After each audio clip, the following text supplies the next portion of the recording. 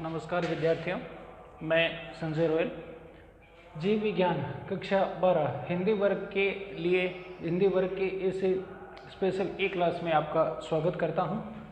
आज हमें unit second जो है, दूसरी जो यूनिट है हमारी, जिसमें हमें पादपों में होने वाली जो भी जैविक क्रियाएं होती हैं उनकी कार्यकी के बारे में हम पढ़ते हैं। जो पादप कार्यकी की यूनिट है उसके बारे में हम पढ़ते हैं। उसका अगला जो पार्ट है वो हम शुरू करेंगे। इससे पीछे वाला जो पार्ट है उसके अंदर हमने पढ़ा था पादप और जल संबंध के बारे में, यानी जल से संबंधित जो विभिन्न जैविक क्रियाएं पादप में होती हैं, जैसे विसरण है, परासरण है, या फिर जीवद्रव्य कुंचन, जीवद्रव्य विकुंचन, अंतः शोषण, इस प्रकार की जैविक क्रियाएं जो हैं उनके बारे में हमने पढ़ लिया था। इसके बाद में अगला जो पार्ट है वो हम शुरू करेंगे, जो है जल अवशोषण और रसारोहण क्रिया के संबंध में। अब इसमें हम सबसे पहले पढ़ेंगे जल अवशोषण। लेकिन जल अवशोषण की हम शुरुआत करें या इसको हम पढ़ना शुरू करें उससे पहले कुछ सामान्य बातें जो जल अवशोषण के संदर्भ में ध्यान में रखनी है, उनको आप थोड़ा सा ध्यान में रखोगे। जल अवशोषण के संदर्भ में एक तो आपको ये ध्यान में रखना है कि जल का अवशोषण जो है वो पादप का जो भूमिगत भाग होता है, यानी पादप की जो जड़ें होती हैं वो जमीन से क्या करती हैं, जल को अवशोषित करती हैं। और जमीन में या मृदा में ये जो जल पाया जाता है इसको हम कहते हैं मृदा जल। तो पादप जो हैं उनके लिए उपलब्ध जल, जो जल अवशोषण के लिए उपलब्ध होता है उनको, वो मृदा जल कहलाता है। अब मृदा जल जो है वो है मृदा में पाया जाने वाला जल। और मृदा जल का जो मुख्य स्रोत है कि मृदा में ये जल जो है वो आता कहाँ से है, तो उसका जो स्रोत है वो है वर्षा। वर्षा के कारण से जल जो है वो पहुंचता है कहाँ पर, मृदा में, और उसके कारण से मृदा जल बनता है। अब वर्षा के कारण से मृदा पर गिरने वाला या मृदा में प्रवेश करने वाला या मृदा के द्वारा अवशोषित होने वाला जो जल है उसे हम मृदा जल कहेंगे। मृदा जल जो है उसके अलग अलग प्रकार हो सकते हैं। एक इसमें जल के जो अलग अलग प्रकारों की यदि हम बात करें तो एक प्रकार का जल जो है वो आता है अपवाहित जल, या वाहित जल भी इसको कहते हैं। अपवाहित या वाहित जल जो है वो हम किसे कहेंगे, ऐसा जल जब भारी बारिश होती है तो जब वो जमीन के ऊपर गिरता है तो उसमें से जमीन उसका सारा भाग जो है वो अवशोषित नहीं कर पाती है, और अधिकांश जल जो है वो मृदा के द्वारा अवशोषित किए जाने से पहले ही बहकर नदी, तालाब वगैरह में बहकर चला जाता है। इस प्रकार का जल जो मृदा में प्रवेश ही नहीं करता या मृदा जिसे अवशोषित ही नहीं करती, वो जल कहलाता है अपवाहित जल। ये मृदा जल का संगठक नहीं होता, या मृदा जल में इसको मृदा जल में शामिल नहीं किया जाता। मृदा के द्वारा अवशोषित जो जल हो जाता है, खास तौर से जब हल्की वर्षा होती है तो उसके कारण से ज़्यादातर जल जो है वो मृदा द्वारा अवशोषित हो जाता है, वो मिट्टी में चला जाता है, उसे हम मृदा जल कहेंगे। अब ये मृदा जल जो है ये भी अलग अलग प्रकार का हो सकता है। मुख्य रूप से इसके 3 प्रकार जो हैं वो पाए जाते हैं। एक प्रकार जो है वो कहलाता है गुरुत्वीय जल। अब गुरुत्वीय जल जो है वो हम किसे कहेंगे, ऐसा वर्षा जल जो मृदा के द्वारा अवशोषित तो कर लिया जाता है लेकिन मिट्टी के कणों के बीच में जो जगह पाई जाती है उस जगह से होकर वो गुरुत्वाकर्षण बल के कारण से कहाँ पर चला जाता है, जमीन के या भूमि के निचले भागों में चला जाता है। ऐसा जल जो है वो भूमिगत जल स्तर जो है उसमें वृद्धि करता है या अंडरग्राउंड जल के रूप में नीचे चला जाता है। यहाँ तक इस जल तक पादप की जड़ें वगैरह जो है वो पहुँच ही नहीं पाती हैं, तो पादप की जड़ें उससे ऊपर ही रह जाती हैं, इसलिए यह जल पादप के लिए उपलब्ध नहीं होता। तो गुरुत्वीय जल जो गुरुत्वाकर्षण के कारण से मृदा की निचली गहराइयों में चला जाता है वो गुरुत्वीय जल हो गया। इसका कोई विशेष महत्व नहीं है जल अवशोषण से, क्योंकि पादप को यह उपलब्धि नहीं होगा। दूसरा जो है वो कहलाता है केशिका जल। केशिका जल क्या होगा, मृदा में जो पाए जाने वाले मृदा के कण होते हैं ये आपस में इस प्रकार से जुड़े रहते हैं कि इनके बीच बीच में जगह बन जाती हैं, और इन जगह के कारण से ये जगह जो है वो आपस में मिलकर पतली पतली नलियाँ सी बना लेते हैं। इन नलिकाओं को हमें मृदा में पाई जाने वाली केशिकाएं कह सकते हैं, पतली बाल के समान नलिकाएं। इन केशिकाओं में जल के अणु जो है वो भरे हुए रहते हैं। ये जल के अणु जो यहाँ पर भरे हुए रहते हैं इस जल को ही हम क्या कहेंगे, केशिका जल। और पादप की जो जड़ें होती हैं वो भी इन्हीं केशिकाओं के अंदर फैली हुई रहती हैं, और यहीं से वो क्या करती हैं, जल का अवशोषण करती हैं। तो पादप के लिए या पादप के जल अवशोषण के लिए जो उपलब्ध जल होता है वो कौन सा होता है, केशिका जल। ये एक महत्वपूर्ण चीज़ है, इसको ध्यान में रखोगे कि कौन से प्रकार का जल पादप के लिए प्राप्य होता है या पादप के लिए उपलब्ध होता है तो वो जल होता है केशिका जल। और तीसरे प्रकार के जल की यदि हम बात करें तो वो कहलाता है अधिशोषित जल या रसायनतः बंधित जल। अब अधिशोषित जल जो है वो हम किसे कहेंगे, मृदा में जो मृदा के कण होते हैं उनमें कुछ कोलाइडी कण भी होते हैं, और ये कोलाइडी कण जो है वो कुछ जल के अणुओं को क्या करते हैं, अपने साथ में बांध कर रख लेते हैं। जैसे ये मृदा कण है तो ये जल के कुछ अणुओं को अपने साथ में पूरी तरह से बांध कर रख लेता है या हल्के बंध बना लेता है। इस कारण से ये जल के अणु दृढ़ता से इस मृदा कण के साथ में बंधे हुए हैं, इसलिए यदि यहाँ पर आसपास में कोई जड़ वगैरह होगी तो भी वो जल इसे उपलब्ध नहीं हो पाएगा। इस प्रकार के जल को हम क्या कहेंगे, अधिशोषित जल या अंतःशोषित जल ये कहेंगे, या रसायनतः बंधित जल कहेंगे, और ये भी पादप के लिए उपलब्ध नहीं होता। तो एक तरह से हमने देखा कि जल अवशोषण के लिए जो जल पादप को चाहिए उसकी पूर्ति कहाँ से होती है, मृदा से, यानी मृदा जल इसकी पूर्ति करता है, और उसमें से भी केशिका जल जो है वो क्या होता है, पादप के लिए उपलब्ध होता है। अब यहाँ पर ये कुछ सामान्य बातें हमने पढ़ी, उसके बाद में हम इसके अंदर आते हैं कुछ और सामान्य तथ्यों के बारे में इसके अंदर हम पढ़ेंगे। और वो जो सामान्य तथ्य जो है उसमें पहला जो है वो आता है जल अवशोषण करने वाला अंग या अवशोषी अंग। अब अवशोषण करने वाला अंग जो है वो अवशोषी अंग कहलाएगा, और अवशोषी अंग का कार्य उच्च पादपों के अंदर हम बात करें तो वो कार्य करती है मूल या फिर जड़। अब हालांकि ये जो अवशोषी अंग जो है वो अलग अलग हो सकती है, जैसे निम्न विकसित पादप यानी शैवाल होते हैं तो शैवाल में संपूर्ण सतह के द्वारा ही जल का अवशोषण होता है। इसके अलावा कवक वगैरह जो हैं उनमें कुछ विशेष संरचनाएं जो हैं वो पाई जाती हैं जो मूलाभास नामक संरचनाएं बनाती हैं। तो मूलाभास पाए जाते हैं ब्रायोफाइटा वगैरह में, वो जल का अवशोषण करते हैं। लेकिन हम उच्च विकसित पादपों की बात कर रहे हैं तो उच्च विकसित पादप जो है उसमें अवशोषी अंग का कार्य, जल अवशोषण का कार्य करने वाला जो अंग है वो क्या है, मूल या फिर जड़ है।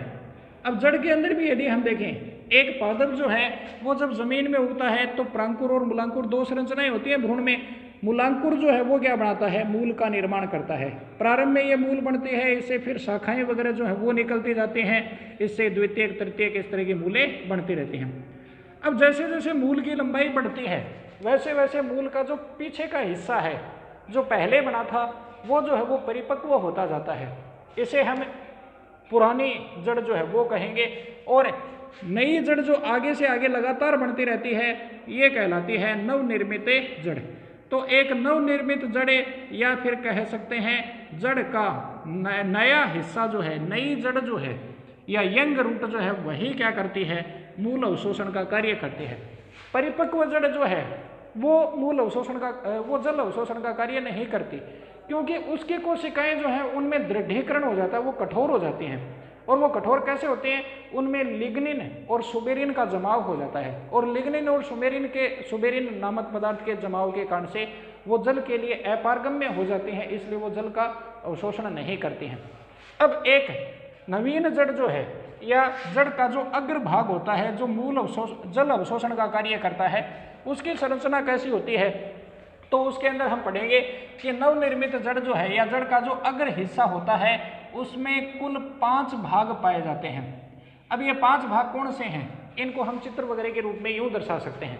ये 5 भाग ये हैं, पहला मूल गोप, विभाजन क्षेत्र, दीर्घीकरण क्षेत्र, मूल रोम क्षेत्र और परिपक्वन क्षेत्र। पहला है मूल गोप। एक जड़ जो लगातार नहीं बन रही है वो जब आगे से आगे बढ़ती है तो वो मृदा के कणों के बीच बीच में से रेंगते हुए चलती है।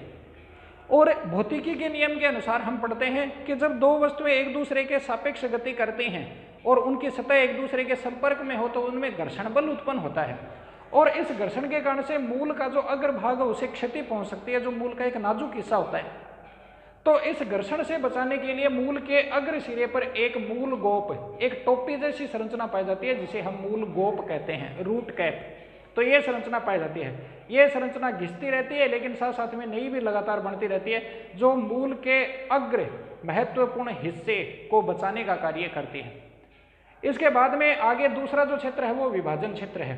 इस विभाजन क्षेत्र में पाई जाने वाली कोशिकाएं जो है वो आकार में छोटी लेकिन सघन जीवद्रव्य वाली होती हैं और इन कोशिकाओं का केवल एक ही कार्य है लगातार समसूत्री विभाजन करते रहना और नई कोशिकाएं उत्पन्न करते रहना और इन्हीं के कारण से मूल जो है वो लगातार वृद्धि करती है। तो मूल में होने वाली वृद्धि के लिए उत्तरदायी जो क्षेत्र है वो कौन सा है? विभाजन क्षेत्र, जो मूल की वृद्धि के लिए रिस्पॉन्सिबल या उत्तरदायी होता है।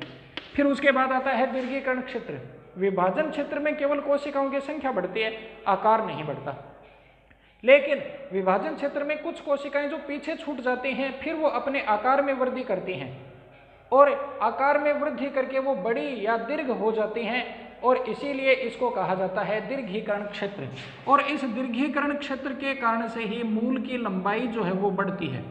तो मूल की लंबाई बढ़ाने के लिए जो उत्तरदायी क्षेत्र होता है वो दीर्घीकरण क्षेत्र होता है। अब दीर्घीकरण क्षेत्र के पीछे पाया जाता है चौथा क्षेत्र जिसे मूल रोम क्षेत्र कहते हैं। इसमें पाई जाने वाली जो कोशिकाएं हैं यही कोशिकाएं हैं जो पीछे रह जाती हैं। इन कोशिकाओं में से कुछ कोशिकाएं जो सबसे बाहर की ओर स्थित हैं वो क्या बनाती हैं? बाह्य त्वचा। तो बाह्य त्वचा की कोशिकाएं बनाती हैं और बाह्य त्वचा की कोशिकाओं में ये बाह्य त्वचा की जो कोशिकाएं हैं वो इस तरह से अतिवृद्धियां का निर्माण करती हैं या अतिवृद्धि बना लेती हैं जो मिट्टी के या मृदा कणों के बीच बीच में फंसी हुई रहती हैं। इन मृदा कणों के बीच में फंसी हुई ये जो अतिवृद्धि है इस अतिवृद्धि को कहा जाता है मूल रोम। तो यहाँ पर मूल रोम नामक संरचनाएं पाई जाती हैं। पतले पतले एकदम बेलनाकार एक कोशिकीय बाल से पाए जाते हैं जिनको मूल रोम कहते हैं और इस क्षेत्र में मूल रोम की अधिकता या उपस्थिति के कारण से इसको कहा जाता है मूल रोमे क्षेत्र। जल अवशोषण के लिए यही क्षेत्र जो है वो उत्तरदायी है।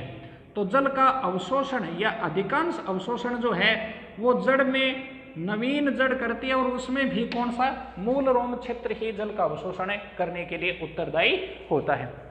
इसके बाद में मूल रोम क्षेत्र से पीछे वाला जो क्षेत्र है वो कहलाता है परिपक्वन क्षेत्र।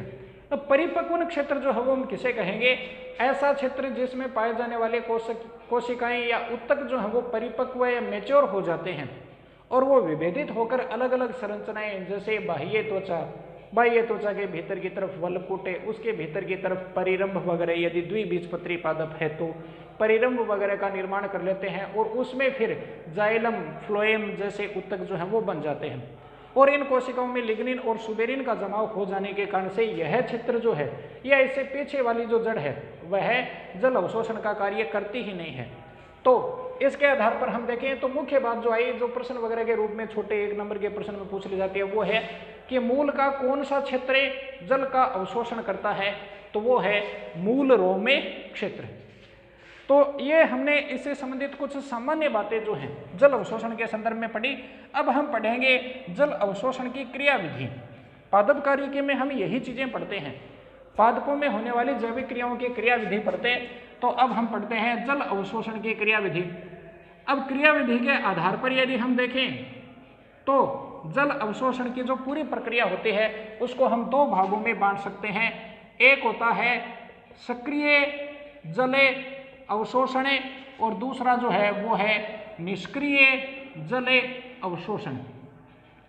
इनकी विशेषताएं जो है वो हमें एक साथ ही पढ़ते हैं ताकि इनके बीच में जो तुलनात्मक अध्ययन है वो भी हो जाए। तो सक्रिय और निष्क्रिय जल अवशोषण प्रक्रिया जो है उनको हम देखते हैं। अब पहले किसी एक को लेकर चले, कोई सा भी हो, सब सीधा सा है, नाम आ रहा है सक्रिय और यह है निष्क्रिय। ऐसा जल अवशोषण या जल अवशोषण की वह क्रियाविधि जिसमें पादप खुद जो है वो सक्रिय होता है तो वो सक्रिय जल अवशोषण है और पादप निष्क्रिय होता है तो वो निष्क्रिय जल अवशोषण है। अब सक्रिय होने या निष्क्रिय होने का मतलब क्या हुआ कि पादप निष्क्रिय कैसे हो सकता है जब वो जल अवशोषण करता है? तो अवशोषण तो पादप ही करेगा। तो निष्क्रिय होने का अर्थ है कि पादप की जीवित कोशिकाएं जो हैं वो इसमें भाग नहीं लेती हैं, यहाँ पर जैविक बल काम नहीं करते हैं। तो निष्क्रिय जल अवशोषण की पहले बात हम करें तो निष्क्रिय जल अवशोषण हम किसे कह सकते हैं? ऐसा जल अवशोषण जिसमें जल अवशोषण के लिए उत्तरदायी कारक जो हैं उन कारकों की उत्पत्ति जो है वो कहाँ होती है? पादप के वायुवीय भाग में होती है। वायुवीय भाग यानी ऊपरी भाग जो है, वायुवीय भाग भी हम इसको कह सकते हैं या प्ररोह कह सकते हैं। तो इसकी उत्पत्ति, उत्तरदायी कारकों की उत्पत्ति प्ररोह भाग में होती है। मूल यानी भूमिगत भाग जो है वो केवल जल अवशोषण के लिए मार्ग का कार्य करती है या इसमें सीधे सीधे भाग नहीं लेती है। जबकि सक्रिय जल अवशोषण जो है उसमें उत्तरदायी कारक जो है वो कहाँ पर होते हैं, मूल में, या कह सकते हैं भूमिगत भाग जो होता है पादप का उसमें उत्पन्न होते हैं। तो उत्तरदायी कारक कहाँ पर उत्पन्न होते हैं उसके आधार पर ये दो प्रकार हैं जल अवशोषण के। ऐसा जल अवशोषण जिसमें जल अवशोषण के लिए उत्तरदायी कारकों की उत्पत्ति पादप के वायुवीय भाग में होती है।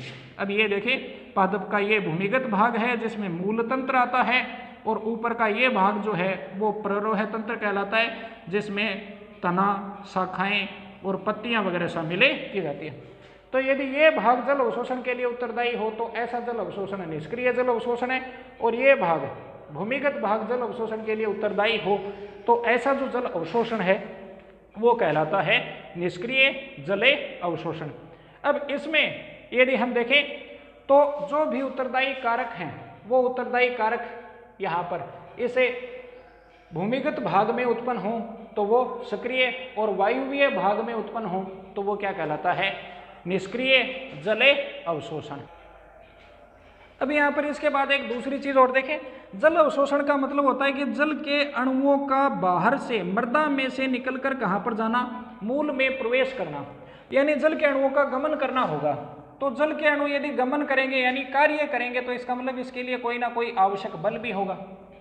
तो दोनों ही स्थितियों में बल जो है वो आवश्यक होता है। जल अवशोषण के लिए बल की आवश्यकता होती है, लेकिन सक्रिय जल अवशोषण जो है उसमें मूल जो है वो सीधे सीधे भाग लेती है या मूल की मुख्य भूमिका होती है।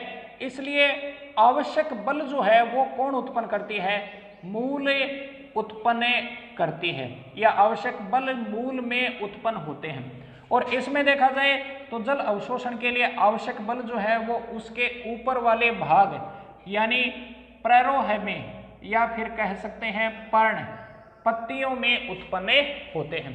कैसे, वो चीज हम आगे पढ़ेंगे। इसके बाद में एक और जो इनमें हम तुलनात्मक रूप से देखें तो जल अवशोषण का कार्य जो है वो कौन करती है, मूल करती है। लेकिन सक्रिय जल अवशोषण में तो इसकी क्या होती है, सीधी सीधी भूमिका या फिर मुख्य भूमिका होती है। तो सक्रिय जल अवशोषण में मूल की मुख्य भूमिका या मूल जो है वो मुख्य भूमिका निभाती है, जबकि निष्क्रिय जल अवशोषण जो है उसमें मूल की भूमिका जो है वो गौण होती है या इसकी भूमिका गौण होती है। ये केवल रास्ते का काम करती है, बाकी उत्तरदायी कारक, उत्तरदायी बल वगैरह जो हैं वो सारे कहाँ उत्पन्न होते हैं, ऊपरी भाग में उत्पन्न होते हैं। अब पादप जितना भी जल अवशोषण करता है, जो भी जल अवशोषण कर रहा है उसका अधिकांश भाग लगभग 96 से 98% भाग जो है जल अवशोषण का वो होता है निष्क्रिय जल अवशोषण के द्वारा, जबकि बहुत थोड़ा सा यानी केवल 2 से 4% जो अवशोषण है वो होता है सक्रिय जल अवशोषण के द्वारा। तो सक्रिय जल अवशोषण बहुत कम होता है। ज्यादातर यदि देखा जाए तो जल जो अवशोषित होता है वो निष्क्रिय रूप से ही अवशोषित होगा। इसके बाद में एक और, इसमें पादप जो है, इसमें पादप की भूमिका जो है वो कैसी होती है, गौण होती है, या पादप इसमें सक्रिय रूप से भाग लेता है। तो पादप सक्रिय भाग लेता है।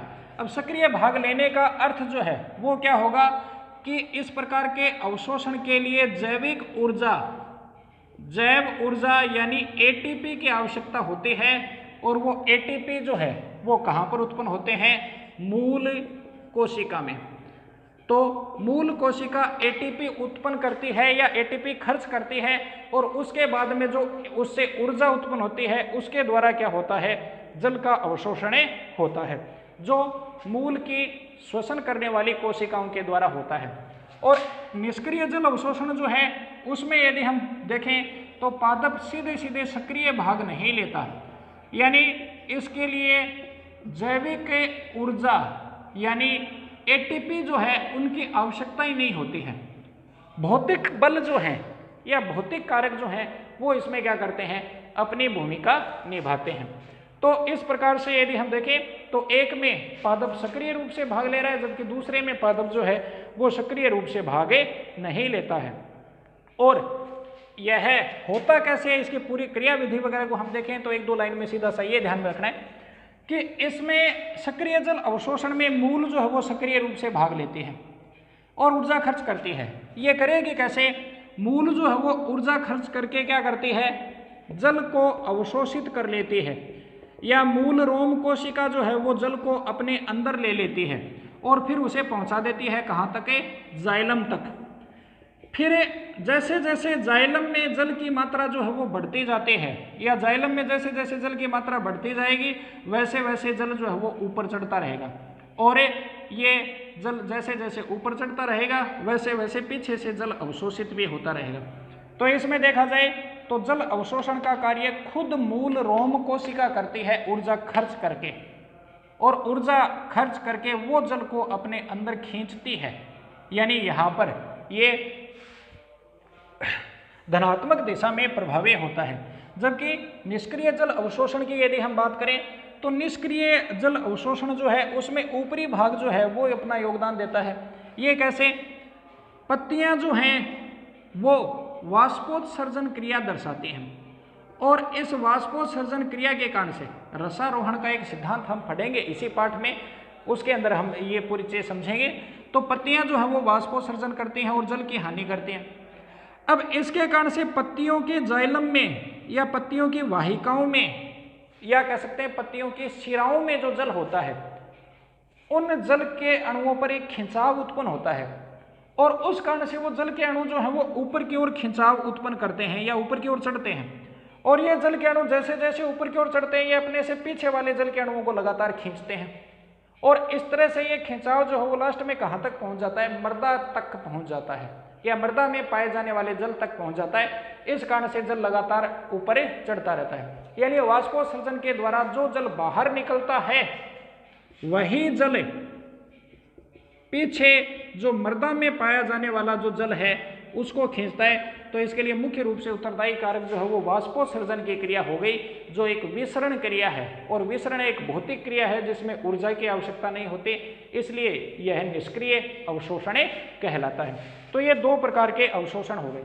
अब ज्यादातर पादप निष्क्रिय जल अवशोषण करते हैं। इसकी सीधी सी भूमिका या इसका सीधा सा जो प्रमाण है वो ये मिलता है कि पादप जब वाष्पोत्सर्जन ज्यादा करते हैं तो जल का अवशोषण भी ज्यादा करते हैं। जब गर्मी ज्यादा पड़ती है, धूप तेज होती है, तो पेड़ पौधों से वाष्पोत्सर्जन ज्यादा होता है, और वाष्पोत्सर्जन जब यदि ज्यादा होता है तो इसका मतलब जमीन में पानी की भी कमी उतनी जल्दी हो जाती है, हमें सिंचाई भी उतनी जल्दी करनी पड़ती है। तो ये सीधे सीधे वाष्पोत्सर्जन से प्रभावित होता है। तो वाष्पोत्सर्जन बढ़ने पर जल अवशोषण की दर भी बढ़ जाती है, जो ये समझाती है कि निष्क्रिय जल अवशोषण पादप करते हैं। जबकि मूल के द्वारा जो सक्रिय जल अवशोषण होता है वो बहुत कम होता है, और इस प्रकार का जल अवशोषण सामान्यतः रात के समय होता है या जब वाष्पोत्सर्जन नहीं होता है तब होता है। तो इसकी विशेषताएं, पहले निष्क्रिय जल अवशोषण के एक बार हम विशेषताएं एक साथ देख लेते हैं। ऐसा जल अवशोषण जिसमें मृदा से जल के अणुओं का मूल रोम कोशिकाओं में प्रवेश जो है उसके लिए जो उत्तरदायी कारक होते हैं वो मूल में नहीं, ऊपरी भाग पादप का जो वायुवीय भाग होता है उसमें उत्पन्न होते हैं, और मूल इसमें केवल रास्ते का काम करती है। इसमें आवश्यक बल प्ररोह है या पर्ण के द्वारा उत्पन्न किए जाते हैं। मूल की भूमिका जो है वो इसमें कैसी होती है? गौण होती है, वो केवल पथ या रास्ते का काम करती है। अधिकांश जल अवशोषण 96 से 98% जल का अवशोषण निष्क्रिय जल अवशोषण के रूप में ही होता है, और इस प्रकार के जल अवशोषण में पादप निष्क्रिय भूमिका निभाता है, या पादप की जीवित कोशिकाओं की कोई सक्रिय भूमिका नहीं होती, और इसमें जैविक ऊर्जा या एटीपी जो है वो भी खर्चे नहीं होते, और ये भौतिक कारकों द्वारा नियंत्रित होता है। और इसका प्रमाण यह है कि वाष्पोत्सर्जन बढ़ने पर जल अवशोषण की दर भी बढ़ती है। और दूसरा जो है वो क्या है? निष्क्रिय जल अवशोषण। निष्क्रिय जल अवशोषण जो है उसकी विशेषताएं हम देखें। मूल या पादप का भूमिगत भाग जो है वह जल अवशोषण के लिए उत्तरदायी कारक उत्पन्न करता है। जो भी दाब चाहिए वो मूल या पादप का जमीन में पाया जाने वाला भाग जो मृदा जल के संपर्क में होता है वह आवश्यक कारक उत्पन्न करेगा। इसके लिए आवश्यक बल जो चाहिए वो मूल में ही उत्पन्न होंगे, इसलिए मूल की भूमिका इस प्रकार के जल अवशोषण में मुख्य भूमिका होती है। लेकिन इस प्रकार का जल अवशोषण बहुत कम 2 से 4% ही होता है, क्योंकि इस प्रकार के जल अवशोषण में पादप को ऊर्जा खर्च करनी पड़ती है और पादप या कोई भी जीव हो सामान्यतः इस प्रकार की प्रक्रियाएं अपनाते हैं जिससे कि ऊर्जा जो है उसकी बचत कर सकें, इसलिए इस प्रकार का जल अवशोषण ये कम ही करते हैं। इसमें पादप की सक्रिय भूमिका है, क्योंकि मूल की जो जीवित कोशिकाएं हैं वो एटीपी उत्पन्न करती हैं और एटीपी खर्च करके वो मूल के द्वारा जल को अवशोषित करने का कार्य करती हैं। और यह इस प्रकार का जो जल अवशोषण है वो सामान्यतः देखने में आता है उस समय जब वाष्पोत्सर्जन नहीं होता या फिर रात के समय, क्योंकि वाष्पोत्सर्जन केवल दिन के समय होता है। तो यहाँ पर हमने जल अवशोषण के संदर्भ में कुछ सामान्य बातें जो हैं वो हमने यहाँ पर पढ़ी। इसके बाद में अगला जो भाग है जिसमें जल अवशोषण का जो रास्ता है वो हम पढ़ेंगे कल। तो आज हमने केवल ये इतना ही पढ़ा है कि जैसे जल के अणु जो बाहर मृदा में पाए जाते हैं वो अवशोषित होकर मूल रोम में कैसे पहुँचते हैं। इसके बाद कल हम ये पढ़ेंगे कि यहाँ से अवशोषित होने के बाद में जल की आवश्यकता कहाँ है, पौधे के ऊपर वाले भागों में। यहाँ से अवशोषित होने के बाद में कैसे जल के अणु बीच में यहाँ जाइलम तक आएंगे, क्योंकि आगे इन जल के अणुओं को ऊपर पहुँचाने का काम जाइलम करता है। तो मूल रोम जल अवशोषण का मतलब हुआ मृदा जल का मूल रोम कोशिकाओं में प्रवेश करना, यही जल अवशोषण है। उसके बाद में जल किस रास्ते से होकर जाइलम की ओर बढ़ता है, जो जल का पार्श्वीय प्रवाह कहलाता है, उसको हम कल पढ़ेंगे। तो आज के लिए इतना ही, धन्यवाद।